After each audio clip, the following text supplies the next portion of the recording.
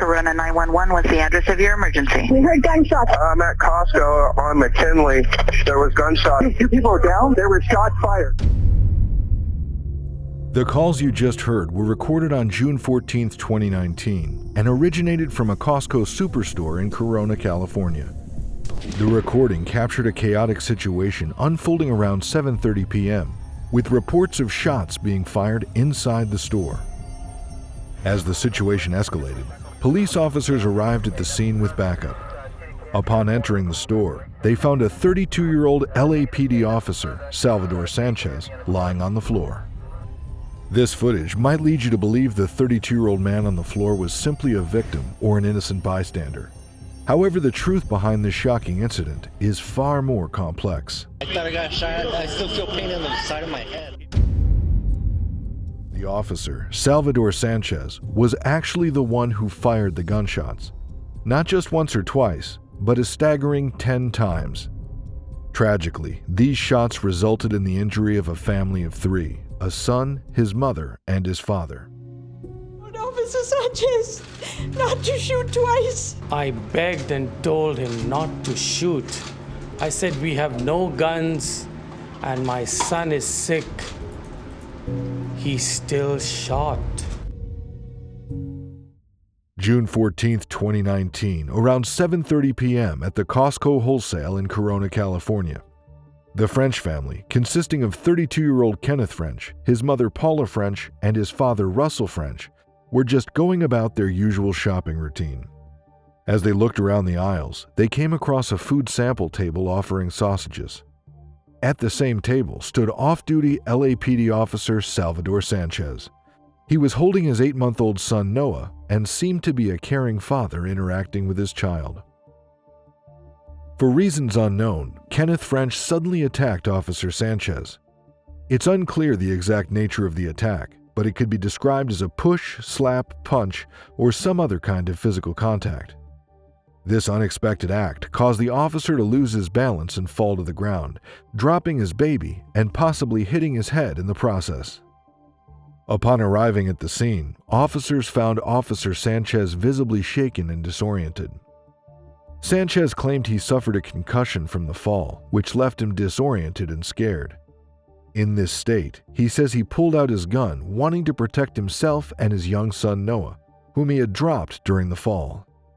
He admitted to firing the gun, but maintained it was an accidental discharge due to his disoriented and scared state. The sound of gunfire sent shockwaves through the store. Panic erupted as people scattered in fear, some running for the exits to escape the danger, others, with a sense of urgency, dialed 911 for help. During the chaos, while some took shelter, a few brave people went towards the sound of the shots to see if anyone was hurt. It was during this time when they found Officer Sanchez lying on the ground. Officer Sanchez also claimed that when he regained some awareness, he saw Kenneth holding a small black pistol, similar to an LCP Ruger 380 pistol. I thought I saw a black handgun. As I came over here, and the deceased right there, we couldn't find the black handgun. The police arrived quickly after the shooting. Officer Sanchez told them he thought he'd been shot in the head and saw a gun before getting knocked down. One customer, who had been shopping elsewhere in the store, ran towards the commotion after the shot stopped. He saw Officer Sanchez pointing toward Kenneth French, who was also injured but found no gun near him. The police, too, were not able to find any witnesses who saw Kenneth, his mother Paula, or his father Russell with a gun. They also couldn't find any evidence, like a dropped weapon, near where the family was shot to suggest they had one. Once everyone was safely evacuated from the store, the police took extra precautions to check everywhere for possible dangers. They even used special drone cameras to look on top of cabinets and freezers where someone might have hidden something. After a thorough investigation, it became clear there was only one gun involved in the entire incident, the handgun carried by LAPD officer Salvador Sanchez. No other weapon was ever found. Officer Sanchez didn't seem to have any outward injuries after the shooting, but he still asked to go to the hospital. There, he told the doctors he thought he passed out after hitting his head on the floor. Based on this, they diagnosed him with a concussion, which is a kind of brain injury that can cause dizziness and confusion. However, the police reports didn't say he had any clear injuries like cuts or bruises, even later on. Convinced there was more to the story than met the eye, the detectives set their sights on uncovering the family's past, believing it held the key to a complete understanding. The French family, originally from Kolkata, India, had built a life in California. Kenneth, 32, lived with his parents Russell and Paola, who had been married since 1986. They were a close-knit family who had lived in Canada and the UK before settling in Riverside. The couple raised their son Kenneth with a gentle soul and a warm smile. Kenneth, although 32 years old, had the mental capacity of a teenager due to a combination of schizophrenia and an intellectual disability. Schizophrenia is a complex mental illness that can affect a person's thoughts, emotions, and behavior. People with schizophrenia may experience hallucinations, which are seeing or hearing things that aren't there, and delusions, which are false beliefs held despite evidence to the contrary. It can be a challenging condition to manage, and Kenneth's family was dedicated to giving him the best possible care. But Kenneth's condition had been worsening over time, and he was nonverbal at the time of the incident. He had upcoming appointments to address recent concerns about fluid in his brain and the possible impact of stopping his medication due to other health issues. However, the circumstances surrounding the incident raised questions about whether Kenneth's situation could have played a role in the tragedy. To understand the full picture, it's crucial to hear from those closest to Kenneth, his parents. In the aftermath of the shooting, Kenneth's mother told responding officers that her son had hit the officer at the sample stand. However, she was understandably traumatized, and her account later changed, saying it was more of a slap. Meanwhile, Officer Sanchez wasn't arrested and went home while authorities investigated. He was initially given desk duty and then placed on paid leave. In light of the ongoing investigation, Officer Sanchez was given a desk assignment until further notice. Unfortunately, the store's security footage did little to shed light on the situation. The camera was far away and blocked by merchandise, so it didn't capture the initial interaction between Kenneth and the officer. It only showed Kenneth, wearing a striped shirt, being pushed away from the stand by his father. Paola briefly appears gesturing towards the officer before moving away. The footage then shows the French family backing away just before the officer fired. Authorities released this footage as the only visual evidence they had from the store. They emphasized that there was no earlier footage available and no other cameras captured the incident.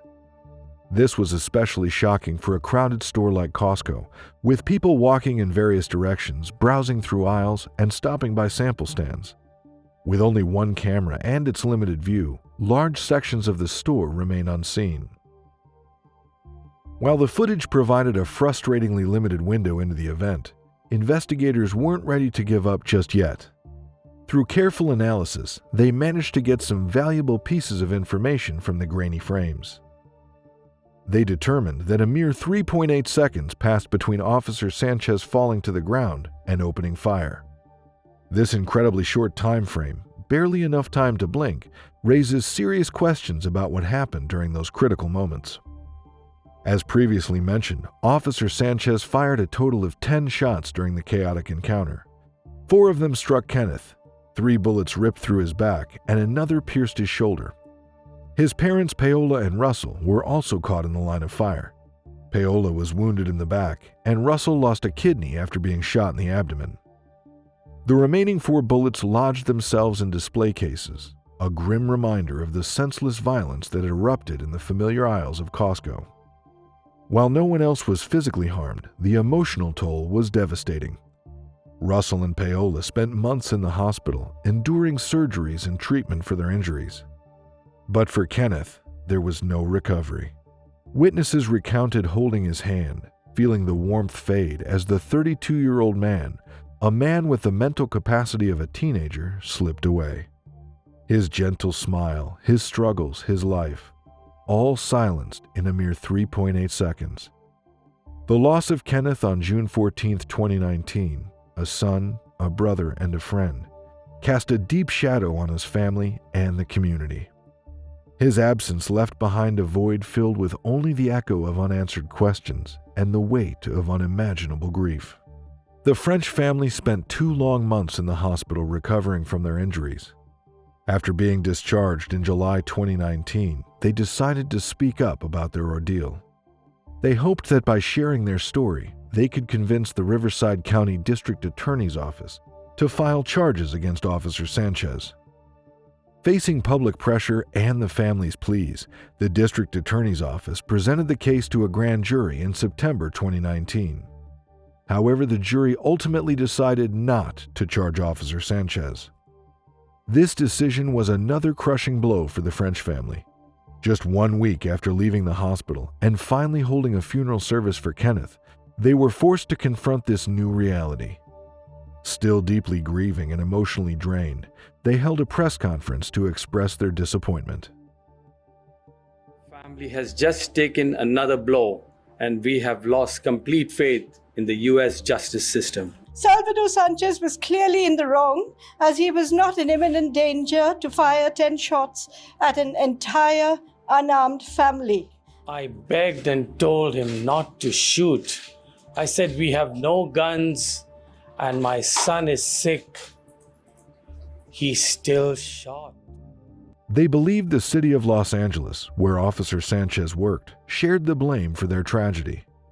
Their lawsuit argued that the city had been negligent in its duty to ensure proper training for its officers. Meanwhile, Officer Sanchez's attorneys were fighting back against the charges. Believed he had to use deadly force to protect his son and himself, and he fired the amount of shots he believed was necessary. The attorneys maintained that the officer had acted appropriately. The legal battle didn't end there. While the local district attorney's office decided not to pursue charges, the state stepped in. In August 2021, almost 2 years after the incident, the California Attorney General's office decided to press charges against Officer Sanchez. They accused him of 1 count of manslaughter, which means causing someone's death unintentionally, along with other charges related to using a gun dangerously. If found guilty, he could face up to 30 years in prison. 2 years, gosh, time goes by so fast. He probably thought he was scot-free. I'm all for a charge on him, at least manslaughter, at least do some time. Although it had been 2 years since the shooting, the public, especially the neighbors, were still waiting for justice to be served. Officer Sanchez's lawyer argued against these charges, claiming they were politically motivated. Politically motivated program to prosecute police officers. Despite the earlier setback, the French family's fight for justice continued in the civil trial. This time, they were able to introduce a powerful new piece of evidence. This animated recreation filled in the crucial missing pieces that the grainy store security footage had failed to capture. The animation brought the events of that tragic day to life. It depicted the French family, Paola and Russell, strolling through the aisles. Kenneth, wearing a striped shirt and jeans, walked beside them, seemingly unaware of the encounter. As they approached the sample stand, the animation showed Kenneth reaching out and striking the officer, who was holding his young son. The impact sent the officer tumbling to the ground. The animation then depicted the horrifying moment when all 3 family members were struck by the officer's gunfire. In November 2021, a jury in Los Angeles decided in favor of the French family. The legal battle surrounding the Costco shooting continued for years. On December 27, 2023, a trial was held at Larson Justice Center in Indio to determine whether former Officer Sanchez was criminally responsible for the shooting. The jury deliberated for about 3 weeks, but ultimately deadlocked, unable to reach a verdict. The judge declared a mistrial. This heartbreaking case paints a picture of tragedy on all sides. Kenneth French, a gentle soul with a mental disability, lost his life in a senseless act of violence.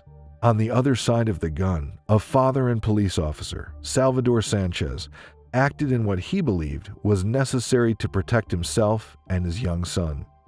His actions that day have undoubtedly haunted him and his family, leaving a stain on his career and reputation. This case leaves us with many unanswered questions and an intense sense of unease. It raises debates about police training, mental health awareness, and the limits of self-defense. What do you think about this case? Did the outcome deliver justice? Was compassion considered? Should Officer Sanchez have been held accountable? Let us know in the comments below. We hope this video offered some insight into this complex and emotional case. Let us know in the comments below what other cases you'd like us to explore. If you found this video informative, please hit the like button and subscribe to Mysterious Hook. Until next time, stay curious.